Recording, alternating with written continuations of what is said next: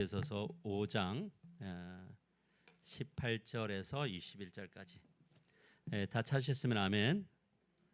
우리 같이 한 목소리로 읽어보도록 하겠습니다. 18절에서 21절 같이 읽읍시다. 시작.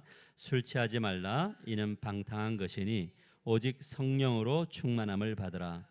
시와 찬송과 신령한 노래들로 서로 화답하며 너희의 마음으로 주께 노래하며 찬송하며 범사에 우리 주 예수 그리스도의 이름으로 항상 아버지 하나님께 감사하며 그리스도를 경외함으로 피차 복종하라. 아멘.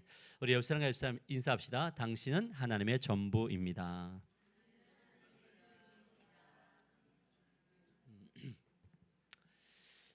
할렐루야. 한 주간 어떻게 잘 보내셨나요? 어제는 날씨가 정말 많이 더웠는데 이제 무더위가 많이 시작될 것 같습니다. 우리 건강 주의하시고 또 하나님 앞에 더울수록 더욱더 기도해서 하나님의 크신 은혜 가운데 머물게 되기를 간절히 소망합니다. 잘 들려요? 소리? 잘 안 들리죠? 잘 들려요? 조금만 더 키워주세요. 신앙생활을 하다 보면 많이 듣는데 이해가 안 되는 지점이 있습니다. 오늘 집사님도 기도했지만 감사, 믿음 많이 듣는데 믿음이 뭐지? 감사가 뭐지? 라고 하는 그런 생각이 들려질 때가 있습니다.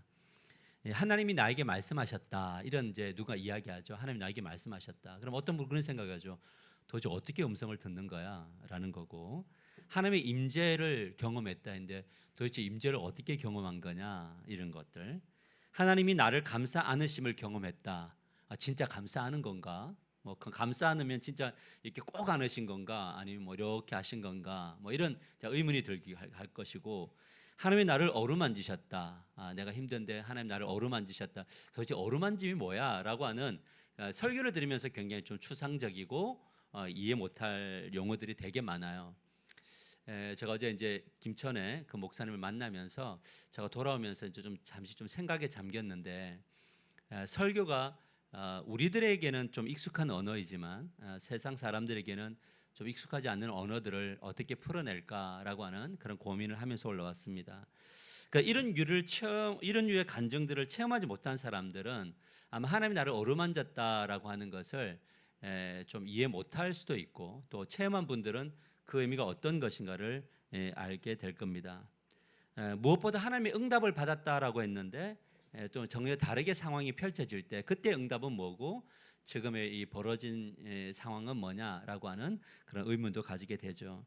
이처럼 많은 의문 중에 또 다른 하나가 뭐냐면 우리가 지난주에 말씀을 나눴던 우리의 마음속 깊은 곳에서 생명의 강수가 흘러넘칠 거다. 성령이 충만하게 될 거다라는 이제 용어를 들었습니다. 한 주간 이 말씀을 붙들고 살았을 텐데 어땠어요? 여러분 마음속에 막 배에서 막 그 생명의 강수가 흘렀나요? 아니 뭐가 막 튀어나오던가요? 일부 예배는 좀 대화 좀 나눌까요? 뭐가 튀어나왔어요? 막 뭐가 튀어나왔을까 어쨌든. 그래서 근데 이제 에베소서 5장 18절 우리가 읽었던 말씀에도 뭐가 아니면 술 취하지 말라.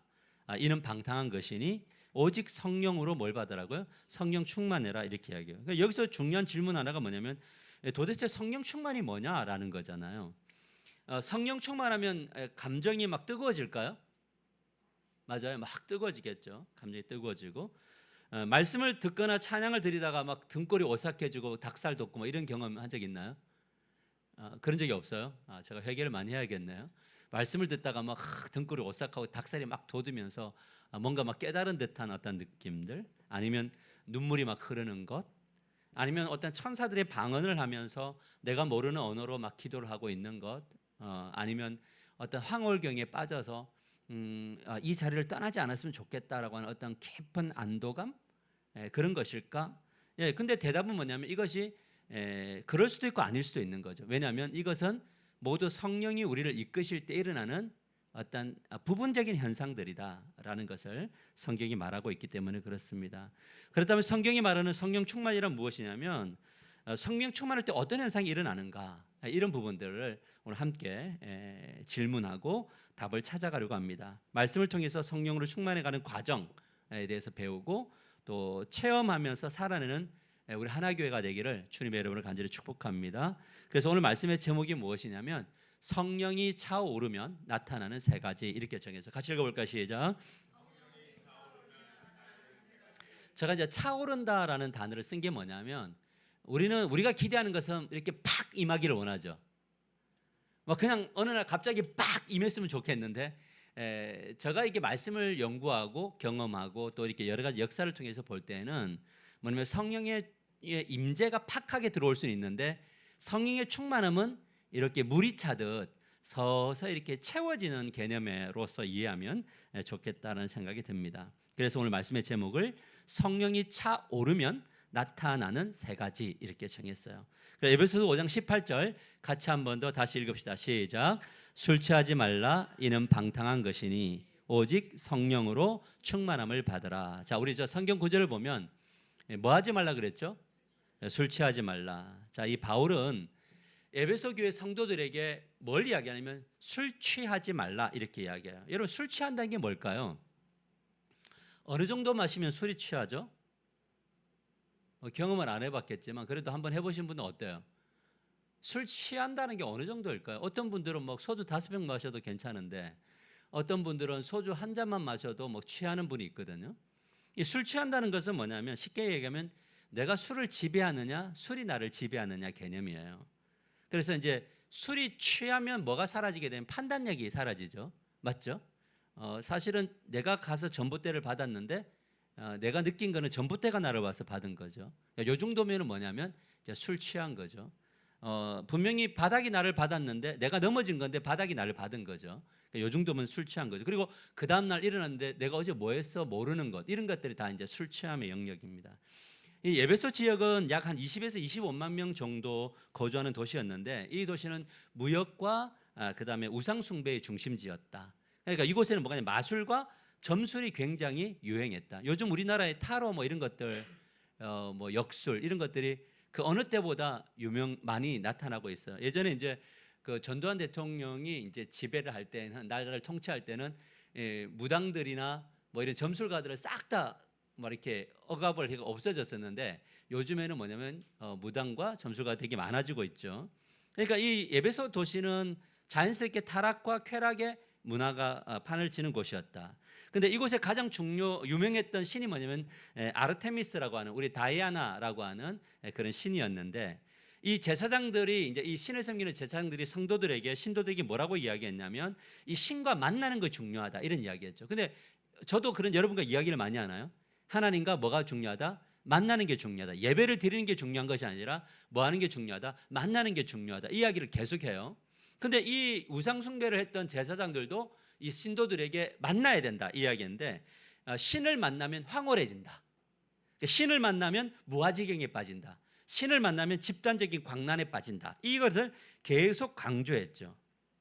그러니까 신을 만나면 평소에 내가 아닌 다른 이제 형태의 현상이 나타나는 거죠. 자기 통제가 이루어지고 막 감정이 변화되어지고 어떤 격한 감정이 일어나며 때로는 어떤 사람은 누워가지고 그냥 잠잠함 속에서 막 이렇게 누워 있기도 하고 어떤 사람은 막 머리를 흔들며 온갖 이런 것들 하는 거죠. 이런 어떤 극도의 어떤 흥분 상태로 가게 된다라는 것을 강조했어요. 그런데 그냥 맨정신으로 이 황홀경이나 무아지경에 빠지는 게 되게 어렵다는 거죠.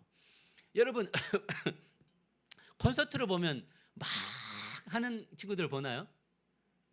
맞아요. 막 하는데 보면은 막 흔들고 있는 그런 애들도 봐요. 그게 다 뭐냐면 이제 감정의 격함과 무아지경 이런 거거든요. 근데 맨정신으로는 잘 안 되니 이제 뭘 강조했냐면 술을 먹자. 그러니까 술을 먹고 뭐냐면 우리가 약간 업된 상태에서 예배를 드리자. 이렇게 이제 종용한 거죠. 그러니까 술에 취해서 신을 만날 수 있고 황홀경에 빠질 수 있다라고 하면서 그 술에 취하고 막 이 종교적 행위를 막 돌고 막 춤추고 하다 보니 황홀경에 빠지면서 그것이 이제 무엇으로 가냐면 광란의 어떤 섹스나 어떤 음란으로 이제 빠져나가면서 어떤 정신적인 쾌락에 육체적인 쾌락으로 가게 되는 이것이 바로 이 아르테미스 신을 믿는 이들의 예배였고 축제였다라는 거죠. 이런 문화 속에서 이제 누군가가 전한 복음을 듣고 예수를 믿고 돌아온 사람이 있었어요. 근데 이 예수를 믿고 돌아왔는데, 그래서 예배석기를 세웠는데, 예수를 믿어도 옛날 습관이 오늘을 지배하나요? 맞아요. 여러분 예수님 믿으시죠? 그런데 막 변화되나요? 옛날 것이, 은혜가 사라지면 옛날 것이 나를 지배한단 말이에요. 그렇다 보니까 성도들 중에 뭐 하게 되냐면, 이게 지금 주님의 은혜가 막 넘쳐서 항홀경에 빠지고 막 기쁨과 은혜와 근심 걱정이 다 사라졌으면 좋겠는데, 예수를 믿어도 여전히 어려움은 어려움이니까, 그러면 옛날이 그리워지는 거죠.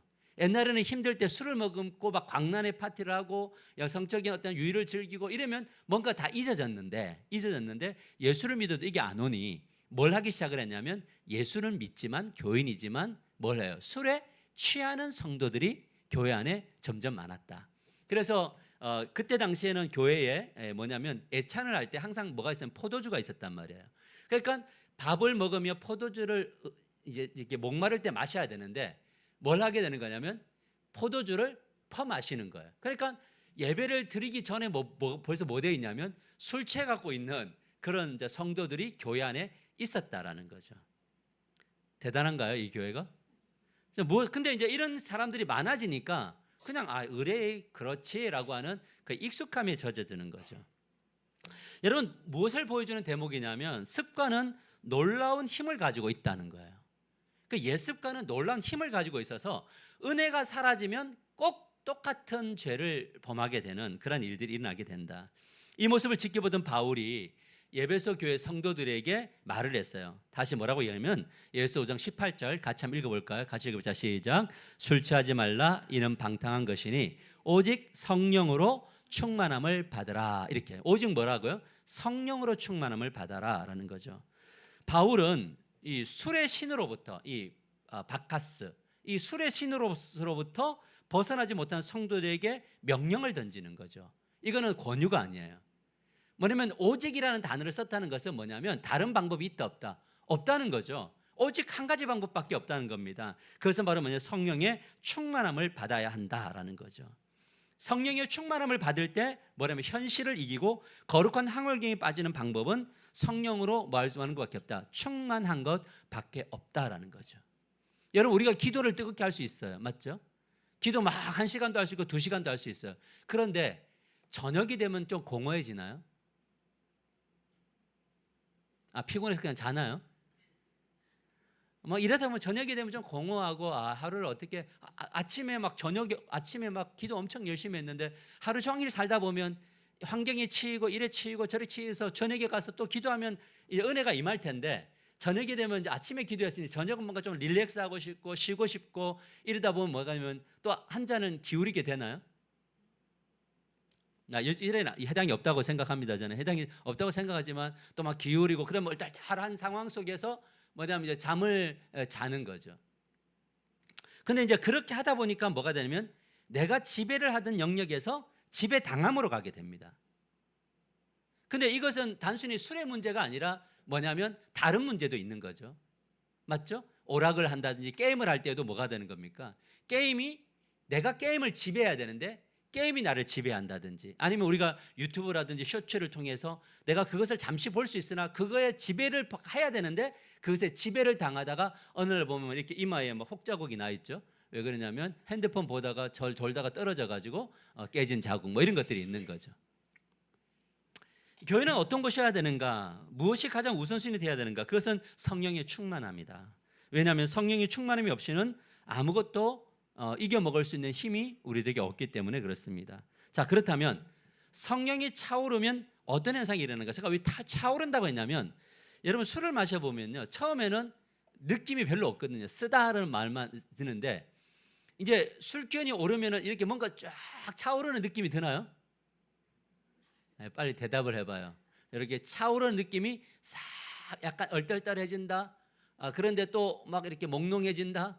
근데 말을 하고 있는데 뭔가 이제 술을 먹으면 압이 차니까 귀가 안 들려요. 그러니까 목소리가 커진다.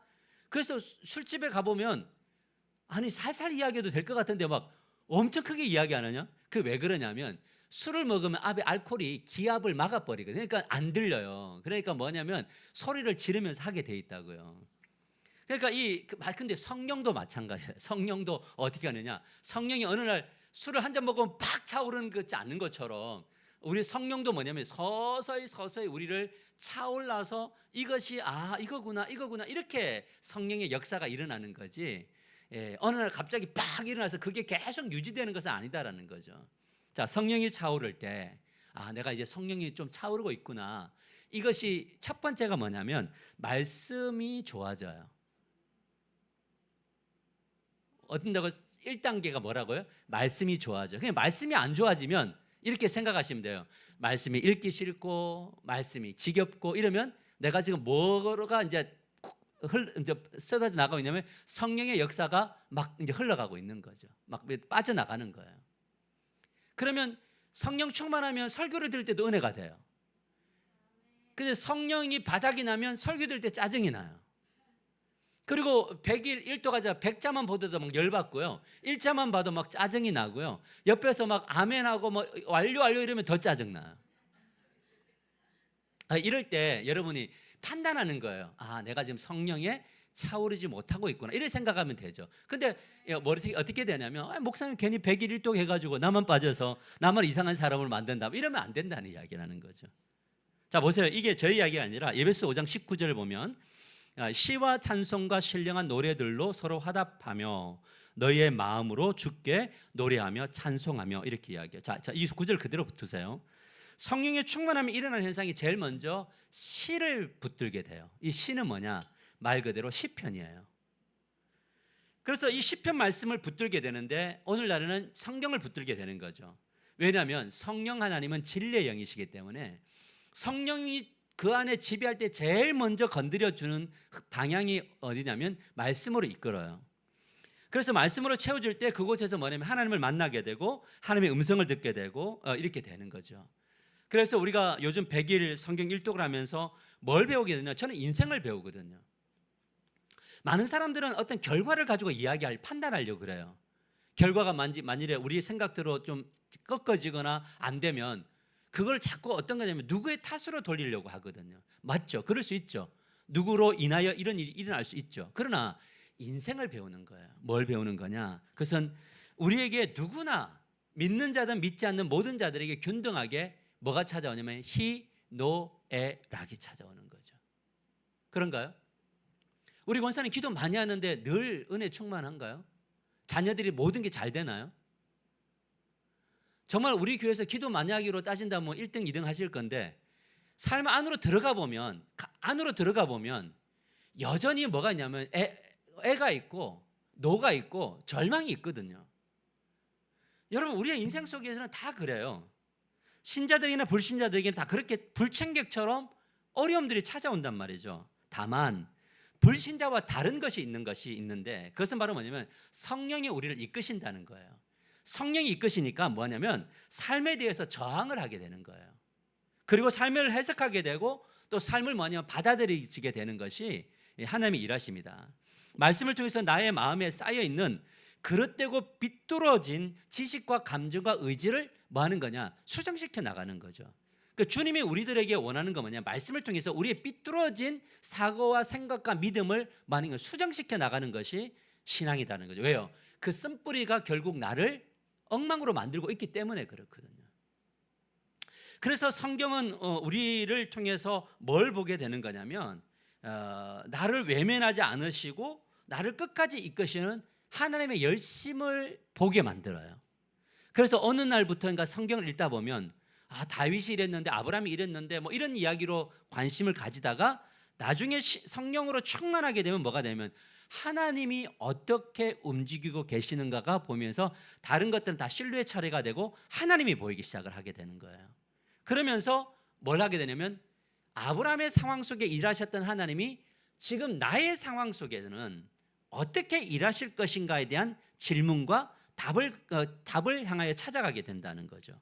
그래서 방향이 어떻게 되느냐? 하나님이 지금 나를 어디로 이끌고 계시는가? 하나님이 지금 나에게 무엇을 원하시는가를 묻고 찾아서 그 걸음대로 걸어갈 때에 뭐가 오르게 되냐면 성령이 주시는 은혜와 감동에 사로잡히게 된다는 거예요. 할렐루야. 이것이 중요하죠. 근데 그곳에 뭐가 오는 거냐? 회개가 오게 돼요. 그래서 이 성령의 충만함은 말씀의 충만함을 통해서 뭘 하게 되냐? 회개의 충만으로 오게 돼요.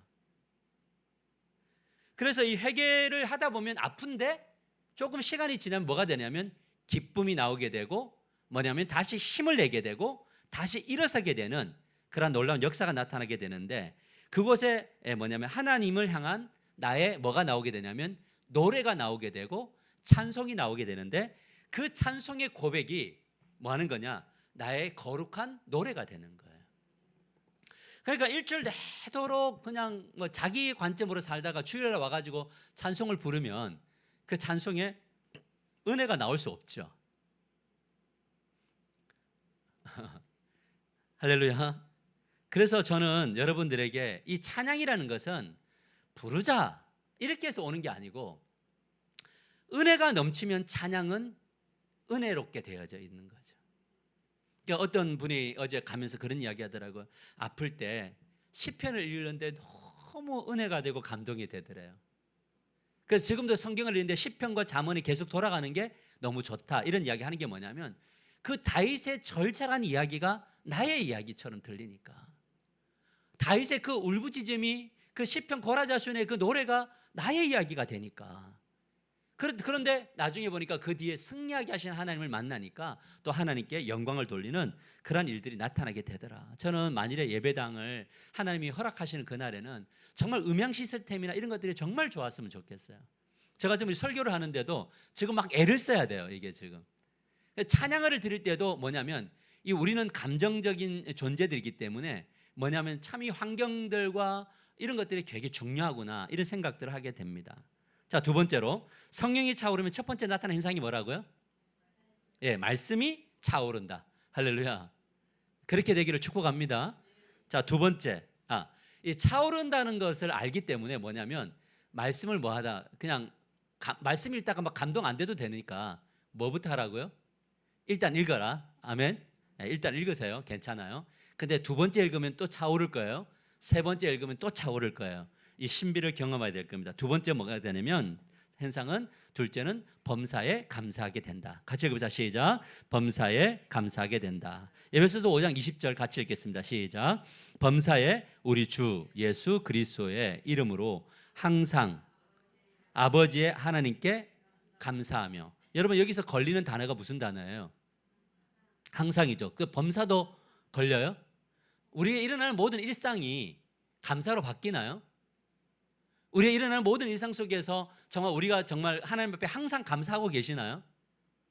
여기에 그런 사람 아무도 없을 거예요. 저도 항상 감사할까요? 아니에요. 여러분 그런데 성령이 충만하는 날에는 성령이 차오르는 날에는 신기하게 뭐냐면 항상 감사하고 있는 자기를 발견하게 될 겁니다. 자, 그러면 우리가 지금 상황 속에서 뭔가 계속 불평의 요소들이 우리 내면을 사로잡고 있고 우리 입술을 사로잡고 있으면 우리는 뭘 인지해야 돼요? 내가 뭔 상태라고요? 성령 충만한 상태예요? 성령이 바닥치고 있는 상태예요? 예, 그렇게 판단하시면 돼요. 성령 충만이란 뭐냐 할 때 지금 내 입술에 감사가 좀 넘치고 있구나. 내가 지금 성령 충만한 상태구나. 근데 내 입술에 막 불평이 생긴다 그러면 내가 지금 성령 충만해서 지금 막 바닥쳐가고 있구나. 이렇게 생각하시면 되는 거죠. 기준이 명확한가요? 뭐 항월경 이거 떠나서 그거는 나중이고 그냥 현상적으로 그렇다는 거죠. 이 말을 뒤집어서 말하면 그렇다는 겁니다. 이처럼 당연한 것이지만 이 영적인 원리로 들어가 보면 항상 뭐가 있느냐? 불평의 그 현장에는 성령의 고갈이 있다는 거예요. 성령이 고갈된다. 말씀과 찬양이 고갈되면 마음이 병이 들고 마음이 병이 들면 그때부터 뭐가 터져 나온다? 불평이 터져 나온다. 그러니까 왜 그러냐면 주님의 말씀은 거울과 같거든요. 그러니까 거울을 보니까 내 마음 안에 있는 것을 들여다보게 되잖아요. 맞아요? 자, 성령이 충만하니 말씀 충만하죠. 말씀이 충만하니 뭘 보게 되냐면 다른 사람을 보는 게 아니라 나의 마음을 보게 되잖아요. 그러니까 내 마음 안에 있는 것들을 뭐 하게 되는 겁니까? 드러내다 보니 그 안에 뭐가 채워지냐면 하나님이 채워지는데 말씀이 없으니 뭐냐면 그 안에 있는 것들을 못 보니 불평하고 자기 주권만 드러나게 된다라는 거죠. 그래서 성령이 충만하게 되면 일이 꼬일 때 좀 더 차분하게 돼요. 자, 성령 충만하면 뭐가 된다고? 일이 꼬였는데 차분하게 돼요. 왜 그러냐면 이 상황 속에서 하나님이 무엇을 원하시는지를 묻기 때문에 그래요. 그렇다 보니까 뭐가 되느냐? 성경을 읽어 나가다 보니 이런 상황 속에서 하나님은 이렇게 일하셨구나, 누군가 이렇게 반응했구나라는 것이 보이니까 그때부터 뭐가 되는 거예요? 나도 그 자리로 가야겠다. 그럴 때 하나님의 은혜가 넘치게 된다라는 겁니다. 우리의 삶은 각자 모양이 너무 다르더라고요. 제가 이번 주 새벽기도 때도 함께 나눴지만 새벽에 세례 요한을 묵상하면서 이렇게 집에서 교회로 오는데 세례 요한의 삶이 참 나의 삶과 다르구나. 내가 마치 세례 요한 같은 인생을 산다면 우리 자녀들이 세례 요한이라면 어때요? 우리 자녀들이 광야에서 늘 약태터 입고 메뚜기 먹고 석청 먹으며 듣지도 않는데 회개하라, 천국이 가까이 왔느냐 돌아다니고 그러다가 갑자기 우리 자녀들이 감옥에 갇히고, 여러분 근데 그런 인생이 있더라는 거예요. 그래서 저는 교회를 볼 때 항상 뭐냐면 극한적인 상황 속에서 희망적인 하나님을 보기 때문에 저는 치유를 선언하고 회복을 선언하지만, 우리가 그 치유 회복의 선언을 향하여서 주의 일하심을 경험하더라도 각자의 상황이 다 다르더라. 색깔이 너무나 다르더라. 지금 여기만 보세요. 가정마다 다 모양이 다 다르나요? 지금 어떤 분은 둥그런 분도 있고 어떤 분들은 막 오만 각이 막 뾰족뾰족한 분들도 있고 다 다르더라는 거죠. 그러니까 뭘 하게 되는 거냐면 뾰족뾰족한 인생을 사는 분들에게 가가지고 둥글둥글하게 살 수 있어요, 하나님의 은혜가 넘치면 저는 이렇게 둥글해요, 기도를 안 해서 그래요. 진짜 재수 없는 거예요. 함부로 말할 수 없더라고요. 여러분, 우리의 삶은 불평투성이고 앞서서 언급했지만 성경이 이것을 그냥 자연스러운 현상이라고 말을 해요. 믿음의 조상 아브라함, 이삭, 야곱, 요셉, 모세, 다윗, 예수님의 제자들, 사도 바울, 그리고 초대교회 상도들의 삶을 돌아보면 다 뭐했다? 어려웠다, 힘겨웠다라는 거예요. 다만 차이는 그들이 성령의 감동에 되었을 때 상황이 바뀌지 않았는데도 뭐하고 있느냐면 감사하고 있는 거죠. 자, 그러니까 우리가 바울과 실라가 빌립보 감옥에 갇혀 있을 때 매를 맞았는데 어떻게 찬송할 수 있지, 어떻게 감사할 수 있지라는 것은, 그것은 오직 성령의 충만함이 아니면 그 비밀을, 그 능력을 알 수가 없다라는 걸 이야기를 하는 거죠. 우리가 인생을 예수를 믿어도요, 문제가 해결되는 영역이 있고 끝까지 가야 되는 영역이 있더라고요. 그게 바로 뭐냐면 자기 자신에게 주어진 십자가란 말이에요. 그 길을 걸어가야 돼요.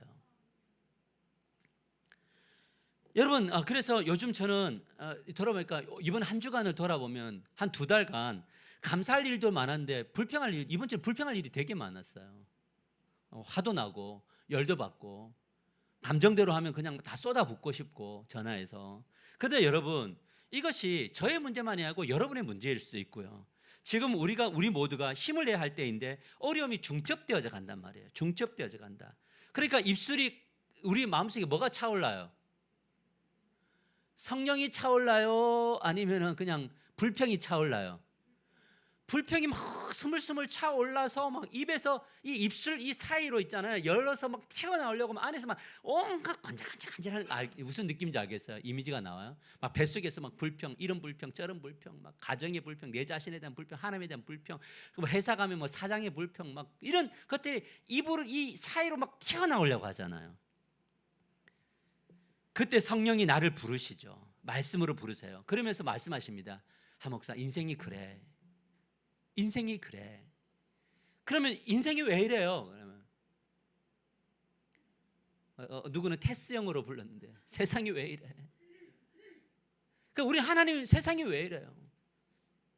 근데 이 이야기가 어디로 흘러가면 답이 나오냐면 창세기 1장에서 3장으로 탁 가서 거기로부터 세상을 바라보면 세상은 원래 이런 거구나. 이런 불완전한 세상 속에서 우리가 그리스도인으로 살아가는 거구나. 그래서 여기서 어떻게 이 불완전함을 이겨먹을 것인가에 대한 답이 나오게 되는, 그러니까 뭐가 되면 주저하지 않게 되는 거죠. 그리고 이런 말씀을 주셨어요. 우리 수요일 날 나눴던 말씀인데 스가랴서 4장 6절을 선포하고 또 새벽에 기도하면서 스가랴 4장 6절 말씀이 저를 떠나지 않았어요. 우리 같이 읽어볼까요? 시작. 여호와께서 스룹바벨에게 하신 말씀이 이러하니라. 만군의 여호와께서 말씀하시되 이는 힘으로 되지 아니하며 능력으로 되지 아니하고 오직 나의 영으로 되느니라. 힘으로 안 돼요. 조직력으로, 군대로 안 돼요. 근데 능력으로도 안 돼요. 뭐냐면 내 개인의 능력으로 안 돼요. 하기로도 안 되고요. 나의 목회의 경험으로도 안 된다는 지점이 있어요. 뭘로만 되냐면 오직 나의 영, 성령으로만 된다는 거예요. 무슨 말이냐? 성령의 주도를 받으면 말씀이 나오게 되고 말씀을 따라가다 보면 뭐가 되냐면 감사가 나오게 되는데 그 감사 속에는 인내가 있고 감사 속에는 기다림이 있고 감사 속에는 하나님의 역사를 보게 된단 말인 거죠. 그리고 말씀을 붙들고 이제 선포하게 하시는 거죠. 자, 성령이 말씀의 확신을 나의 힘과 나의 능력으로 되지 않는 거구나 라는 것을 보게 돼요. 그래서 제가 오늘도 아침에 이렇게 찬송을 같이 부르면서 한번 회개한 영역이 있었어요. 그리고 말씀을 붙들면서 선포하게 됩니다. 스가랴서 4장 7절과 9절. 큰 산아 내가 무엇이냐? 내가 수룹바벨 앞에서 평지가 되리라. 그러니까 성령이 충만함을 받으면 뭐 하게 되냐면 선포하게 된단 말이죠. 근데 성령이 충만함을 하지 않으면요 선포를 못 해요. 왜요? 확신이 없는데요. 믿어지지 않는데 어떻게 선포해요? 하나님이 여기 계시다. 이거 선포 못 해요. 왜? 믿음이 없는데. 그러니까 뭐 하게 되느냐? 신앙생활에도 선포가 없는 거죠. 매일 머릿속에서 마음속에서 혼란만 있을 뿐이에요. 그런데 성령의 충만함을 받으면 뭐가 되냐? 주신 말씀으로 받아들일 때, 레마로 받아들일 때 뭘 하게 되냐면 선포하게 되는 거죠. 큰 산아 내가 무엇이냐? 내가 수룹바벨 앞에서 평지가 되리라. 우리가 건축을 바라보면서 큰 산은 무엇이냐? 수룹바벨 앞에서 예수 그리스도를 예표하죠. 예수 그리스도 앞에서 모든 것은 평지가 되리라. 육신의 질병이 무엇이냐? 예수 그리스도 앞에 평지가 되리라. 우리의 어려움이 무엇이냐? 예수 그리스도 앞에는 평지가 되리라. 그가 머릿돌을 내놓을 때 무리가 외치기를 은총 은총 그에게 있을지어다. 그로부터 그에게 은총이, 그로부터 나에게 은총이 있을지어다 라고 선포할 수밖에 없게 된다는 거죠. 그러면서 이렇게 선포합니다. 9절 스룹바벨의 손이 이 성전의 기초를 놓았은즉 그의 손이 또한 그 일을 마치리라 하셨나니 라는 거예요. 모든 것을 시작하게 하신 분도 여호와시고 마치는 것도 누구다고? 여호와시다라는 것. 이것이 여러분의 개인과 가정과 우리 교회 안에 그대로 적용되어지기를 주님의 이름으로 간절히 축복합니다. 자, 이렇게 선포하다 보면 뭐 하게 되느냐? 우리의 입술이요 작은 일에 대해서 뭐 하게 되냐? 감사하게 됩니다. 할렐루야. 그러니까 이 성령 충만하면 작은 것에 감사합니다. 그래서 이렇게 이야기합니다. 스가랴서 4장 10절에 이렇게 말합니다. 작은 일의 날이라고 멸시하는 자가 누구냐라는 거죠. 하나님이 진짜 싫어하는 사람이 어떤 사람인 줄 아세요? 작은 일을 멸시하는 사람들이에요. 여러분 누가 기도를 했는데 하나님 감기를 낫게 해주셨어요. 그럼 우리 어떤 생각해요? 그게 하나님이 낫게 하신 거야? 감기약이 낫게 하신 거야? 누가 낫게 하신 거예요? 둘 다죠. 여러분 감기가요 치료약이 있을까요? 의사들은 말해요. 감기는 치료약이 없대요. 감기는 불치병이에요. 그런데 나았잖아요. 그럼 이 작은 일에 대해서 뭐라는 거예요? 하나님이 하셨나요? 우리가 밥을 먹을 때도 이 밥을 내가 벌어서 밥을 만든 거예요? 하나님 주신 거예요? 빨리 대답해 봐요.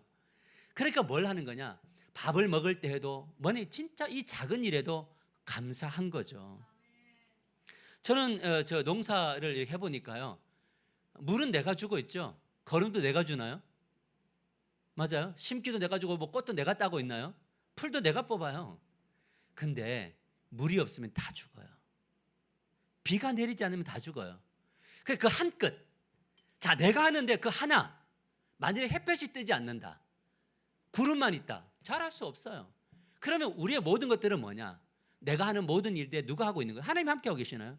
그러면 우리의 모든 일들은 최종적인 결정은 누가가 있냐면 하나님이 하고 계시는 거죠. 그러니까 거기에 뭐가 있냐면 작은 일에 감사가 있고 기쁨이 있는 역사가 나타난다. 자, 마지막 세 번째로 성령이 차오르면 어떤 현상이 일어나느냐? 자, 첫 번째는 뭐라고? 말씀 충만. 그다음에 뭐죠? 감사 충만. 세 번째는 뭐냐면 마음으로 서로 복종하는 공동체가 된다. 뭐 한다고요? 마음으로 서로 복종하는 공동체가 된다. 자, 에베소 4장 21절을 같이 읽겠습니다. 에베소 4장 21절 같이 읽읍시다. 시작. 그리스도를 경외함으로 피차 뭐하라고요? 피차 복종하라. 자, 감사가 사라지고 불평이 자라는 곳에는 그것이 가정이든 교회든 뭐냐면 성령 충만하게 될 때 서로 감사하게 되니까 피차 복종하게 되나요? 맞아요? 자, 지금 옆에 있는 사람이 나에게 감사의 대상인가요? 부모님이 감사의 대상인가요? 자녀들이 감사의 대상인가요? 그럼 가정은 서로 피차 뭐하게 되겠죠? 복종하게 되겠죠. 교회도 그럴까요?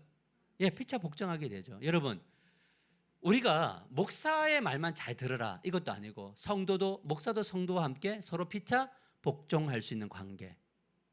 권사가 집사와 함께 대화를 나눠도 야 권사에게 왜 덤벼 이게 아니라 피차 뭐 할 수 있는 관계, 서로 복종할 수 있는 관계가 될 때 그곳에 놀라운 역사가 나타날 줄 믿으시길 바랍니다. 어제 이제 더 세움 교회를 방문을 했는데 목사님과 함께 대화를 나누고 이제 교육자와 함께 소개를 쭉 받았어요. 근데 이제 거기에서 참 제가 느낀 게 뭐냐면 담임 목사와 부교육자 사이에 엄청난 존중함이 있더라고요. 신뢰가 있어요. 피차 뭐 하는 거냐? 복종하는 거죠.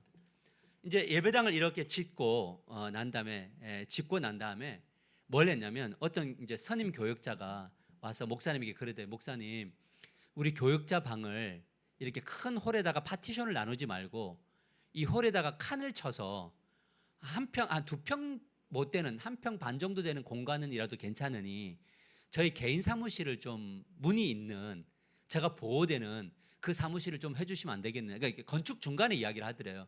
그럼 목사님들이 어떻게 해야 돼요? 아니 이거 처음부터 이야기해야지 지금 어떻게 하라는 거냐 이러면서 열받았을 수도 있는데 목사님이 고민을 하더니 그거 괜찮은 것 같다 하면서 모든 교육자 4명의 방을 만들어줬다 이런 이야기를 하더라고요. 서로 누군 교육자의 이야기를 목사가 뭐 할 수 있는 피차 복종할 줄 아는 그런 공동체. 그리고 목사와 장로의 관계 속에서도 피차 뭐 할 수 있는 복종할 수 있는 관계. 그 다음에 성도와 성도 관계 속에도 피차 뭐 할 수 있는 복종할 수 있는 그런 관계. 그 가정과 교회 안에 하나님의 놀라운 역사가 나타날 줄 믿으시길 바랍니다. 말씀을 맺으려고 합니다. 성경은 꾸며낸 것도 추상적인 것도 아닙니다. 성경은 하나님의 말씀입니다. 그리고 하나님의 말씀은 오늘날에도 살아 역사에서 우리의 삶으로 걸어오고 있는 말씀인 줄 믿으시길 바랍니다. 성령 충만은 특별한 사람들의 경험과 신비에 있지 않아요. 여러분, 교회마다 기도 괴물이 있어요. 기도 괴물. 기도를 너무 많이 해서 괴물이 되는 거예요. 막 판단하고 돌아다녀요. 무시하고 돌아다녀요. 근데 여러분, 그거는 성령 충만도 아니에요. 성령 충만하고 예배 많이 드리고 기도 많이 하고 주님을 깊이 만나는 분들은 뭐 하게 되는 거냐? 항상 말씀의 주권에 순종을 하다 보니 입술에 뭐가 넘쳐요? 감사가 넘치고 복종하다 보니까 뭘 하게 되는 거냐? 항상 하나님 앞에 서게 되는. 그러니까 그런 사람들은 계속적으로 뭐가 차오르게 된다? 성령이 차올라서 입술에 감사와 기쁨이 넘치게 된다라는 겁니다. 여러분, 삶의 여정에는 우리의 삶 속에 큰 산들이 있습니다. 불평이 목구멍까지 막 올라옵니다. 근데 때로는 불평을 터뜨릴 때도 있나요? 괜찮아요, 여러분. 완전히 괜찮은 건 아닌데 그래도 괜찮아요. 근데 우리의 은혜는 뭐냐면 불평을 터뜨리고 주워 담으면 돼요. 여러분, 말은 주워 담지 못한다고. 그거는 관계 속에서의 말이에요. 관계 속에서 말할 때 조심해야 되는데 자기 자신이 막 내뱉을 때는 내뱉었다가 주워 담으세요. 할렐루야. 주님, 실수 이거 주워 담습니다. 담으세요. 괜찮아요. 그런데 이 스룹바벨이 하셨던 것처럼 나의 힘으로 되지 아니하고 능으로 되지 아니하고 오직 나의 영으로 된다. 하나님의 영이 필요하다. 그러면 뭐 하는 거냐? 주님, 나에게 오직 하나님의 영, 성령으로 충만함의 복을 내려주십시오 라고 하는 거. 그랬을 때 하나님이 말씀하시는 거죠. 성령이 충만하면 이런 거야. 말씀 충만이야. 감사 충만이야. 그리고 서로 복종할 수 있는 마음. 그러니까 내가 누군가를 막 지배하고 싶은 마음이 생기면 뭘 생각해야 돼요? 성령이 내 영에 구멍이 났구나 이렇게 생각하면 돼요. 아멘. 그래서 이 측도가 있다는 거예요. 측량, 다림줄이 있는데 하나님의 다림줄, 이 스룹바벨 말했던 것처럼 다림줄이 있는데 무슨 다림줄이냐? 말씀이 있느냐, 감사가 있느냐, 그다음에 뭐가 있느냐? 마지막에 뭐죠? 복종함이 있느냐를 바라보면 된다. 이 한 주간 우리 모두가 술이 아닌 성령으로 충만한 한 주간이 되기를 축복합니다. 제가 이러니까 우리 교회 엄청 많이 마시는 교회처럼 보이지만 그게 아니고 술은 어떤 상징성이에요. 다른 걸로 충만한 것을 성령으로, 불평이 아닌 감사로, 다툼이 아닌 복종으로 채워지는 우리 하나교회가 되기를 주님의 이름으로 간절히 축복합니다. 우리 같이 소리 내어서 기도하며 나갈 때에 하나님, 오늘 말씀으로 채워질 때 성령으로 차오르는 나, 성령으로 차오르는 가정, 성령으로 차오르는 교회, 삶의 현장이 되게 해달라고 기도합시다. 그래서 이 세 가지 척도와 다림줄을 가지고 우리가 하나님 나라를 경험할 수 있고 구현할 수 있게 해달라고 기도합시다.